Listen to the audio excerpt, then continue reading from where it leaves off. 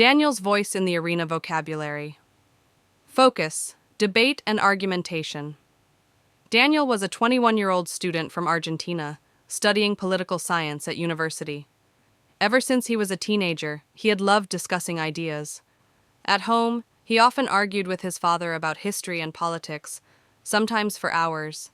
His mother would joke, "Daniel, you were born to debate." But debating in the living room was very different from debating in public. When his professor announced that there would be an inter-university debate competition, Daniel felt both excited and nervous. The topic was, should governments focus more on protecting the environment than on economic growth? Each team would have to argue either for or against the motion, regardless of their personal beliefs. Preparation. Daniel's team was assigned to defend the position that governments must prioritize the environment.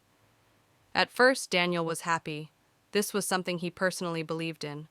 But he also knew that in debates, emotions were not enough. He needed evidence, examples, and a clear argumentation strategy.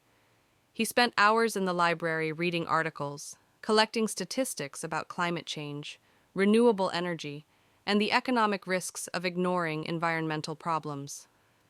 He also practiced rebuttals, short answers to potential arguments from the other side. One of his teammates, Clara, reminded him, "In debate, logic is important, but so is style. We must sound confident, respectful, and persuasive." Daniel agreed. He practiced his tone of voice, his gestures, and even the pauses between sentences. The first round. On the day of the competition, Daniel's team faced students from another university. The room was full of students, teachers, and judges, all watching closely. The opposing team began by saying, "Economic growth is the foundation of stability. Without a strong economy, a country cannot invest in environmental protection." Daniel listened carefully.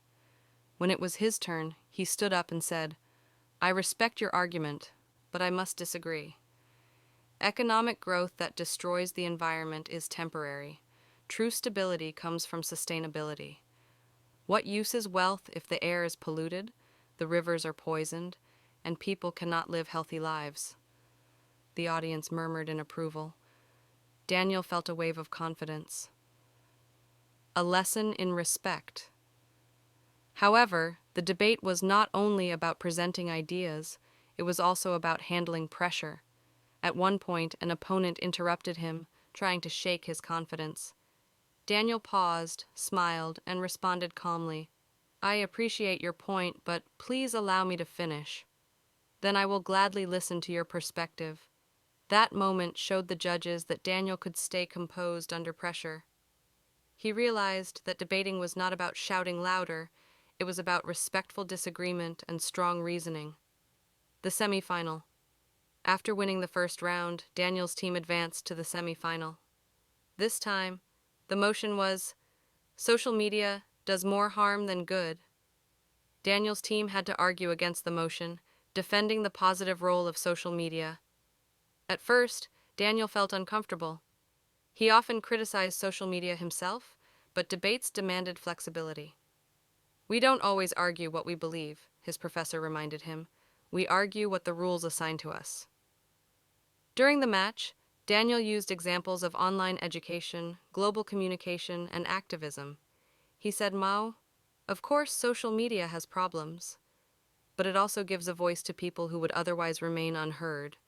It creates communities, spreads awareness, and connects families across the world. Should we ignore its value because it is imperfect?" The judges nodded, impressed by his balance between acknowledging weaknesses and defending strengths. The final round. The final debate was held in the university's main auditorium. The topic was highly controversial. Freedom of speech should have no limits. Daniel's team had to argue that limits were necessary. The opposing team immediately attacked, saying, "Any restriction is censorship. Without absolute freedom, democracy dies." Daniel felt the weight of the challenge. He stood up and began calmly. "Freedom of speech is essential, but unlimited freedom can be dangerous. Words can inspire, but they can also harm. Should we allow hate speech that divides societies? Should we accept lies that put public health at risk? True democracy protects voices, but it also protects people from harm. For the first time, Daniel saw that some members of the audience were truly reflecting, not just listening. Victory and reflection. At the end of the final, the judges announced that Daniel's team had won the competition. But Daniel's biggest lesson wasn't about winning. It was about what debate really meant. It wasn't a fight to destroy the other side. It was a conversation to challenge ideas, open perspectives, and sharpen critical thinking.